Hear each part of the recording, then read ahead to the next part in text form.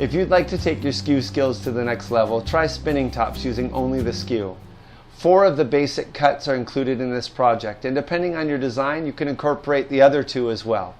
This is a 1.5 inch square by 6 inch long piece of beech. I've mounted the blank between a cup drive and a live center. I'm going to get ready to do a planing cut.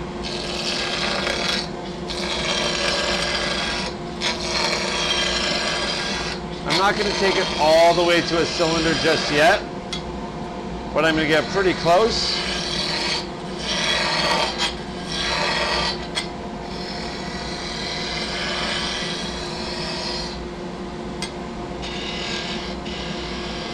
The end towards the tailstock is the portion of the blank that my chuck will be holding.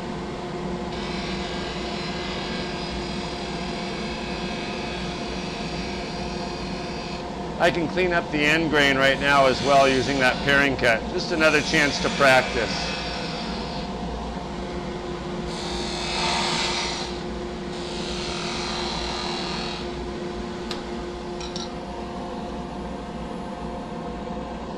I'm removing the blank from between centers and getting ready to hold it in the chuck.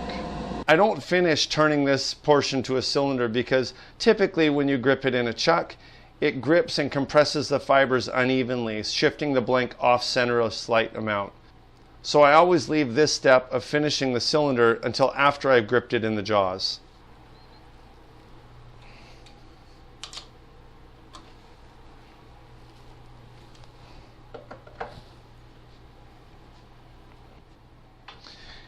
If I'm concerned about the grip of the chuck jaws, or I'm using a traditional shallow jaw, I might want to bring the tailstock up for extra support, especially when I'm turning the tops out at the very end of the blank.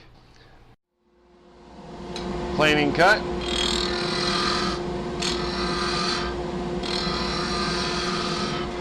Make sure it's nice and smooth. Peeling cut.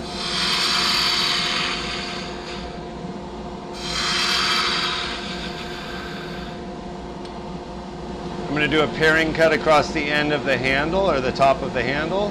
Make sure it's a nice clean point so I can spin it upside down as well. Paring cut across the ends of the fibers.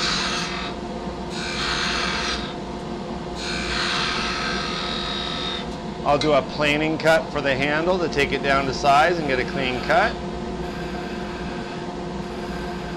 Again, using the short point.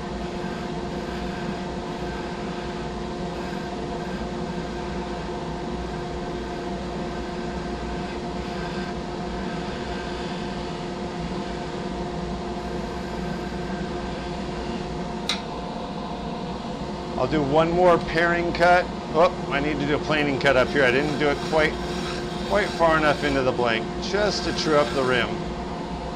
There we go. Paring cut across the face, one more.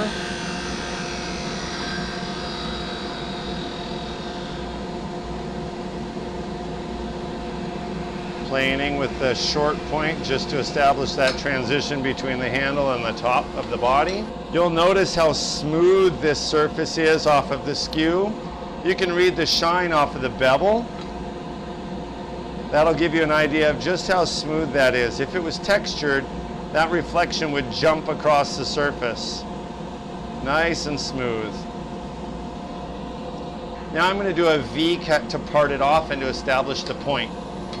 Scoring, then angling, long point down, going the other side to eject the shaving, back to the original side,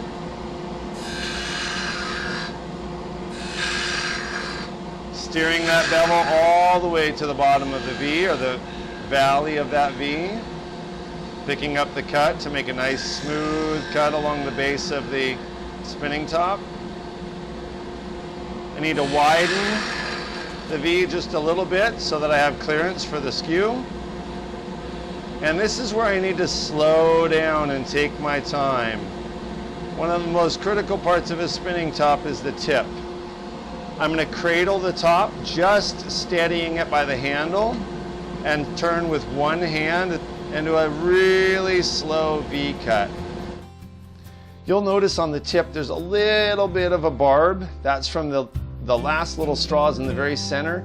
As it was parted away, the top angles and it breaks those straws. So you get a little bit of a hook there.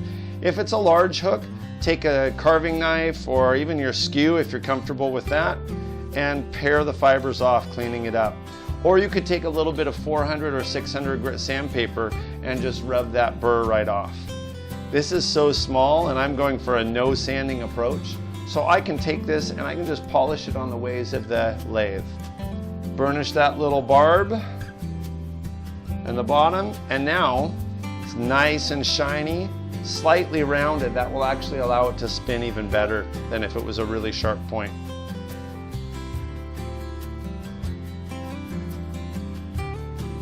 There's first of 3 tops.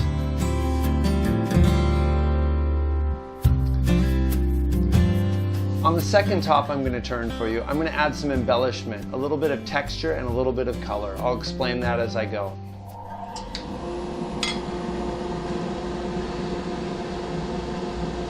Second top, planing the cylinder so it's true.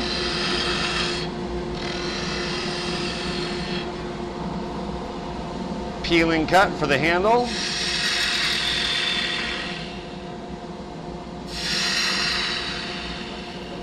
Planing cut for the handle.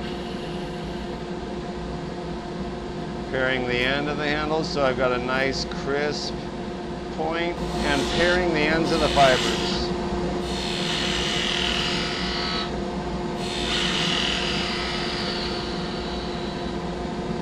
I'll do another planing cut for the handle just to bring it down to size and refine the shape and the surface. I'm going uphill or up against the grain. You can actually do this if you have a really sharp tool and you take fine cuts. I know it goes against kind of the conventional thought of always cut downhill with supported grain, but if you have a razor sharp tool, you can do it for a very fine cut. Okay, I need to take one more refining cut just to get rid of a little bit of texture on this surface. There we go, just slowing it down a little bit.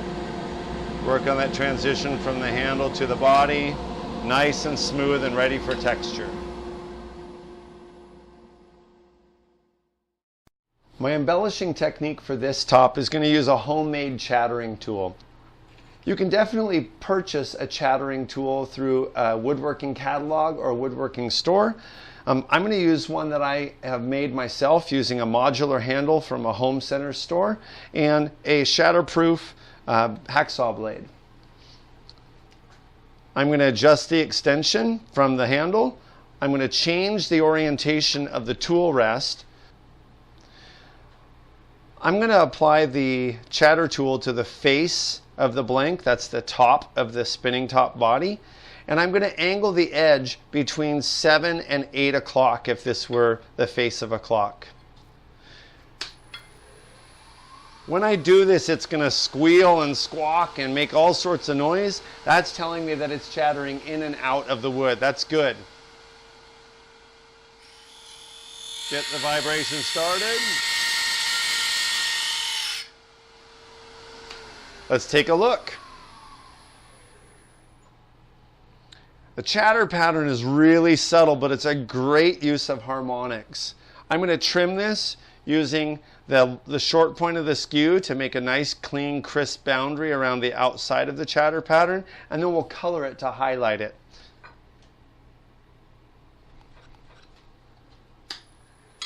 Short point of the skew. That establishes a nice crisp boundary between the non-chattered surface and the chattered surface of the top. Let's apply some color. I'm going to take black to the chattering section. That really shows off texture well. I need to turn the lathe speed way down so that it doesn't burnish the tip of my permanent pen.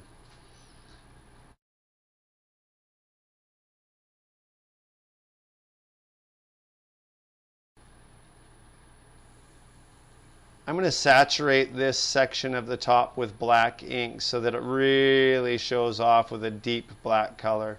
I'm also going to go into that groove with the black, and then I'm also going to color in this outer section with black. So I give a nice surface to highlight. You'll notice I missed a little bit of the chatter marks. They're a little bit deeper than the pen would go. That's okay. I can do it by hand with the lathe turned off. As long as I've saturated the wood with color, it really doesn't make a difference if I go over it one more time, just in little spots, just to touch up. I need to highlight this or trim it and create the black as a focal point. So for this top, I'm going to use silver. This is another Sharpie pen, but I need to wait till the black dries. So I'm going to spin it, and I'll actually true up the outside edge. I notice there's a little flat spot right here that I need to take off so that it'll be a really clean spinning top. Let me take care of that first. Turning the lathe speed back up. Planing cut just to true it up. Really clean cut. This also allows that black that I use towards the outer rim to be a really clean, crisp transition. You'll notice that when I turn the lathe off. Really clean, crisp transition between the top of the body and the rim. Okay, now it's time to apply some silver. Sharpie also makes a bronze, a gold, and a copper. I really like the silver and the copper and the bronze. The gold is a little bit brassy for me, but it's up to you. I'm going to slow the lathe way down, and I'm just going to frame this. I'm going to put one pinstripe in the middle of the outer boundary. And I'll put another pinstripe on the inside edge where it transitions from natural wood to black. So I've added some silver right here in the center of the outer boundary of black, as well as where the black transitions into wood. I really like silver. It really pops whatever color I'm using. So that's black and silver. You'll notice the pinstripe even more when I take it off the lathe and hold it to the light so that we get the shimmer. The handle could be blackened or silvered, but I'm going to leave it natural since the underside of the body will be natural color as well. Now a V cut to part the top off and to create the point.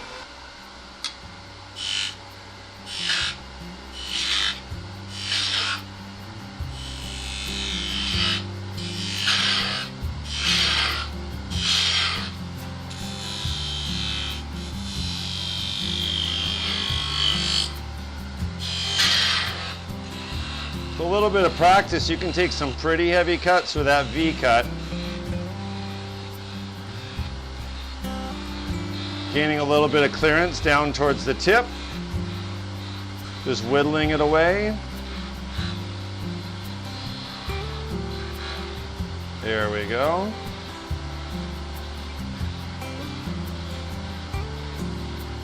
Slowing down.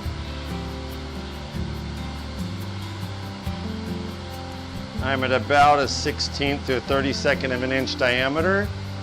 Cradle the handle of the top and turn that V cut one-handed, using my body ever so carefully to control the tool and being patient. There we go.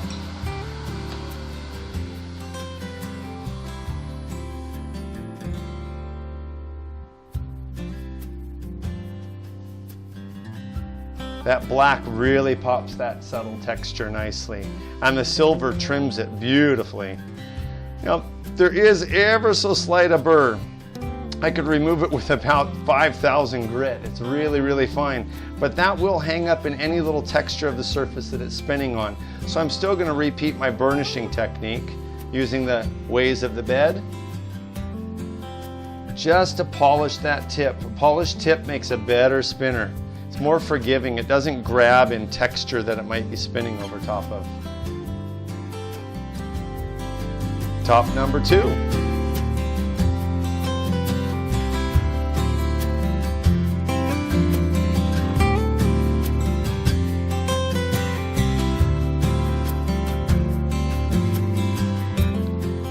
For the third spinning top, I want to highlight a different texturing technique and another coloring technique that you can use. This texturing technique is going to use a tool created by Henry Taylor. It's called the ELF texturing tool. It's a great tool to add another style of texture to the surface. Let's take a look. Planing cut to true up the cylinder.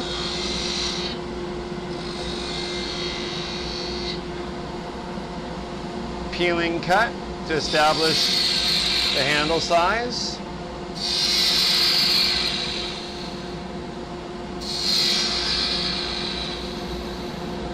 Paring cut across the end of the handle. Paring cut across the face.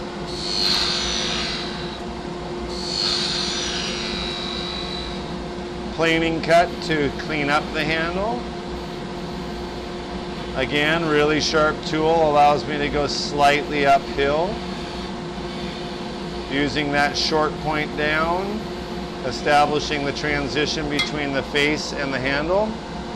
One more paring cut across the face to get an ultra clean finish cut.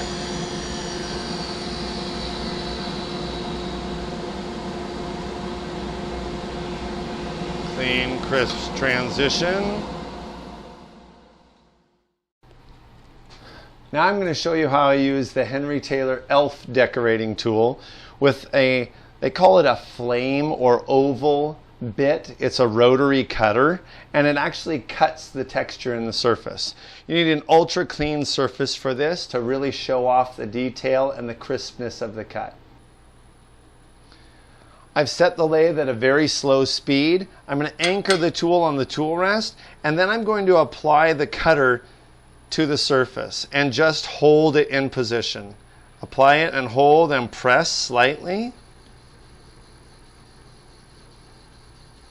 I'm going to remove the cutter from the surface and go out, and I'm going to angle it just a little bit more to show you another style of spiral that this can create. This will be a very open spiral because I have the cutting teeth more in line with the motion of the wood. I need to use a natural bristle brush to clean up any little fuzz or dust that's created by this cutting action.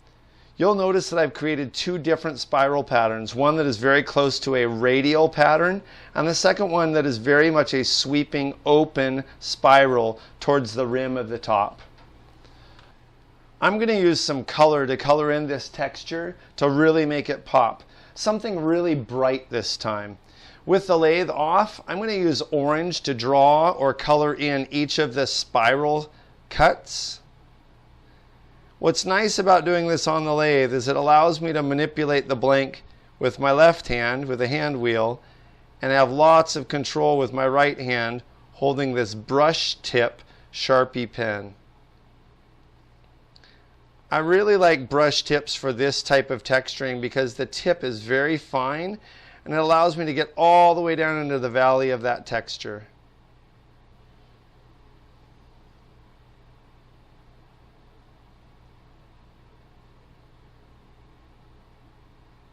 Now that the valleys are colored, I'm going to color the upper surface with a contrasting color.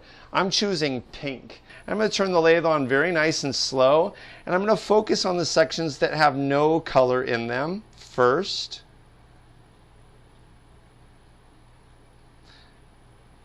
Another section that needs color. And the last section out at the rim. Now you'll notice I didn't get all of the wood. That's intentional. Now I'm going to go back over the sections that I've textured with a higher speed on the lathe just to skip across the ridges that were created in that texture. Ever so gently. Now if there are some spots that you notice along the way, oh, I missed a little spot with the orange. This is a great time to take care of it. And now I'm going to deal with the handle. I'm going to go halfway up with the pink and saturate that color in. Let it dry a little bit. Do a really light coat up here towards the top. Now I'm going to apply the orange to the upper portion of the handle and show you a blending technique that I really like to do. I'm basically saturating the tip of the handle and then blending down into the pink. And now I'm going to press a paper towel against it and just go back and forth to blend. It almost gives an airbrushed type of effect. I'm going to trim the color using black. I'm going to give your eye a focal point between the top surface of the body and the handle, as well as out by the rim. Now it's time to part it off just as before, but I'm going to give you one more technique that you can add to your toolbox of embellishment options. V-cuts.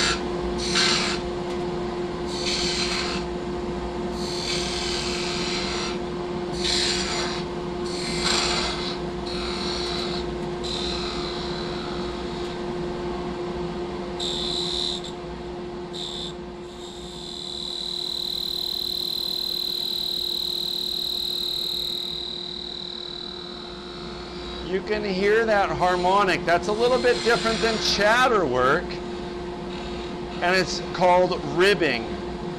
This is a really subtle technique for adding some really subtle and clean cut texture. You'll be able to see it very subtly after I remove it from the lathe. There's just a little bit of ribbing out towards the edge here. I'm going to blacken that in so that it really stands out, but that means I need to remove some wood here and allow my pen some access to the underside of this top.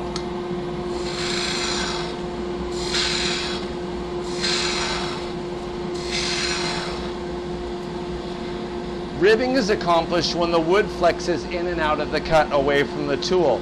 So the smaller the attachment to the rest of the blank, the more the wood will want to flex. I'm going to slow the lathe down using my black pen, using the side. I'm going to blacken in the entire underside of the top. I'm going to go with the saturated effect first, and then I can always add some gloss lacquer or even a satin or a semi-gloss lacquer out of a rattle can after it's off the lathe if I want extra protection. Letting it dry a little bit, going for another coat. Remember, that ribbing is going to be ever so subtle. Again, getting ready to cradle the handle.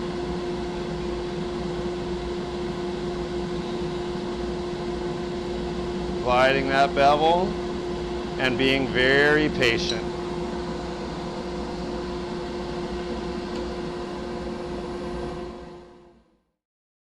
Ever so slight a barb on the bottom, so I need to use my burnishing technique with the ways of the bed. And now that tip is nice and polished. If you look ever so carefully at the underside, there's a really nice, smooth, and very subtle ribbing texture that is a spiral texture for the bottom of the top. That was that harmonic with the wood bouncing in and out of the cut. And the black shows it off very nicely. The top of the body, 2 spirals cut using the Henry Taylor ELF tool. Orange and pink blended in the handle like it's airbrushed using a paper towel technique. And then black pinstriping added at the top of the handle, the base of the handle, and to trim the texture out towards the rim.